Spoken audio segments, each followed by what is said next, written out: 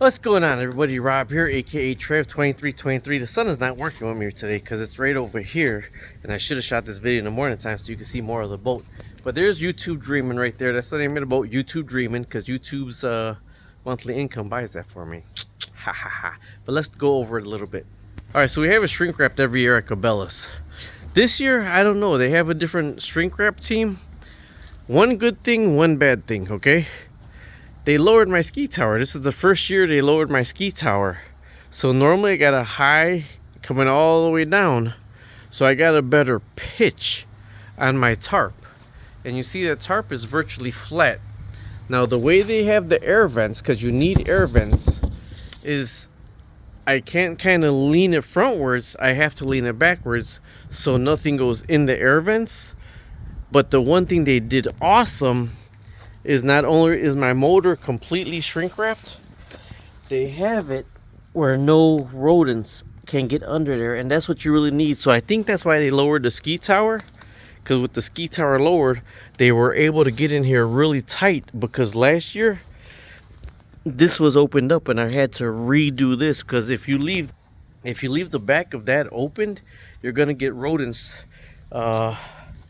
possums or raccoons trying to live in your boat from the winter because it don't get cold or nothing like that. Now there's moisture packets on the inside of the boat, 2 vents on the outside of the boat right there.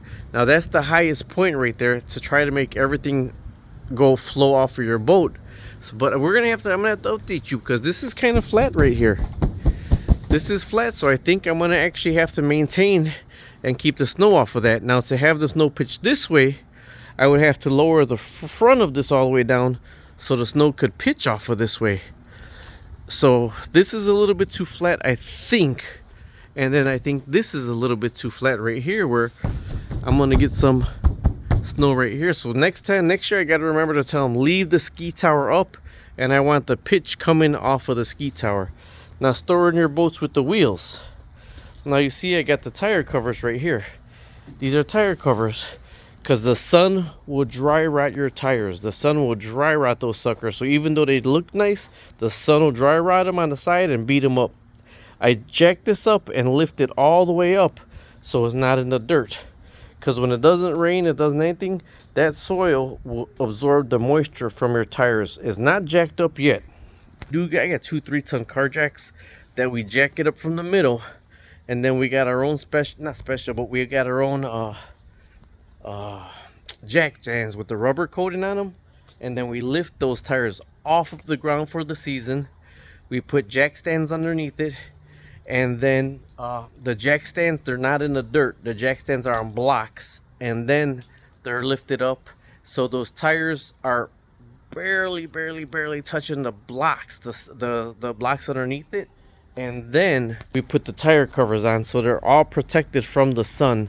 So the dirt is the worst thing ever to leave your tires on for a long time. It will absorb. When it is dry, it will absorb and dry rot your tires.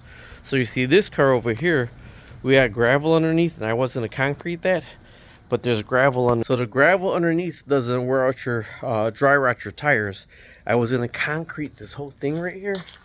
I was in a concrete all the way back to the stairs, but all the way back to the little deck. But when it rained really bad, sometimes people in the area that had that done, that whole backyard was like a swimming pool, and then it went under their back door. So we're staying with gravel. Talk to you later. Subscribe, like, and share.